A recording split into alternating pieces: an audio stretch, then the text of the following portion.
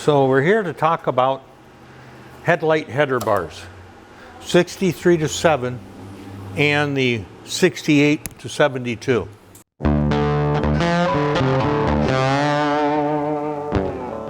We're about ready to release our match molded 63 to 7 front end. So believe me, we put a lot of thought and effort into making this front end the best that we can make it. And so the final part is the headlight header bar. As some of you might know, on that 68 to 72 headlight bars, you can see here, they used aluminum rivets to rivet the fiberglass panel to the steel panel. And it's really noticeable on a 68 to 72 car where you have the bumps across the headlights. That's because the rivet, the aluminum rivet, is reacting to the steel, and it's called galvanic corrosion. And so when you get that corrosion, it starts swelling up that rivet and it'll put those bumps across that header bar. And we've got in there and pulled the header bars out. Do not drill the holes. Do not drill holes through the humps. We pull the header bar out. We come in on the backside with the new header bar, and we made a tool that we put across the front end, so when we clamp it down, it pulls those bumps back down within reason, if not all the way, and takes care of that. But we're no longer offering that service, but we are building parts. And so we're about ready to release our 63 to 7 front end and our 68 to 72 press molded front end. I'm shooting for somewhere close to the first of the year to have that ready. We've acquired all the parts, original GM parts to tool off of. And so this is just to explain it. Here's an original replacement header bar for 63 to 7. These are steel rivets, okay? Really, they're more like a stainless steel rivet, so they won't corrode. And when you look at the back side of that rivet, you'll see that dimple in there.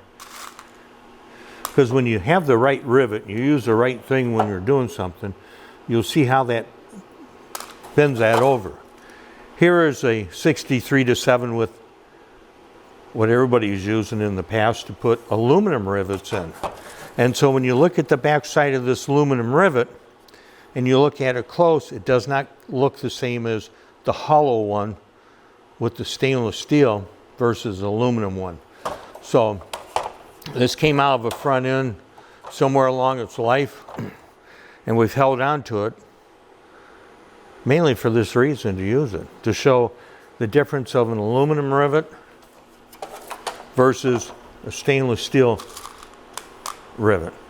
So this part came from Rockwell International, and that's who made that part for GM as a service replacement. Here's some more of the fiberglass panels. The green was service replacement, the black one's from a 67 car. So as we're building the front ends, we're going to make them the different colors for the front ends. Galvanic corrosion. You do not want to use an aluminum rivet in your header bars. GM did use them in the pork chops for the 63 to 7. And how those aren't creating a problem has got me puzzled a little bit, but I don't need to figure everything out. We're just trying our best to do it the way GM did it. On this replacement header bar, which is the same as this one here, you'll notice on the metal bar itself there's 2 holes in the front for rivets, but they never got rivets in there. And so we're going to carry on that same way of doing that, because in a reproduction part, naturally, you want it like an original part. And even on this original black glass, there's no holes drilled out. So when you look at the back side of one of our front ends, and you're going to see those 2 rivets missing, it's because they're supposed to be missing.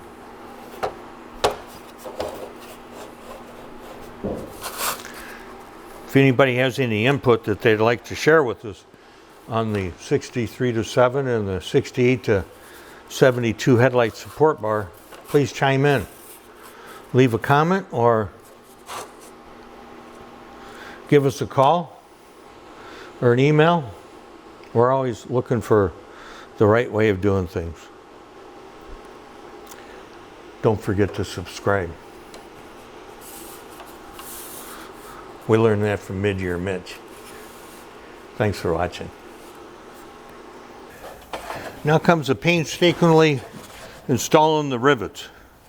Luckily, we came across this old school riveter that does a perfect job right here. Lines it up, gets it into place, gives us that nice look of that rivet. We'll hit you up with one more.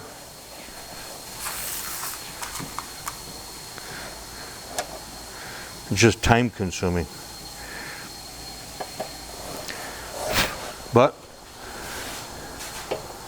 to do it right and do it nice. So we're finishing up our rivets. We took out our 4 alignment screws that we had to keep this thing aligned. Okay, so we've removed our 4 alignment screws and nuts that kept everything in place. Now we're going to put our last 4 rivets. Pretty simple process, but it's like anything else. You got to have the right tool. The best investment in our world besides ourselves is tools. Took a while to find this old riveter, but she's pretty sweet. We're going to see if we can find a little more modern one, but the hardest part is these old fingers to get the rivet in the hole. So maybe we're going to have to show this to a younger lad of how to do this. But someone's got to design it first, so. And so, just to remind you, we're using a stainless steel rivet. So our magnetic tip picks it up at steel. So we don't have that galvanic corrosion. That's the aluminum. When you see the aluminum rivets and the steel header, over time it causes a corrosion. Very common problem in 68-72 Corvettes.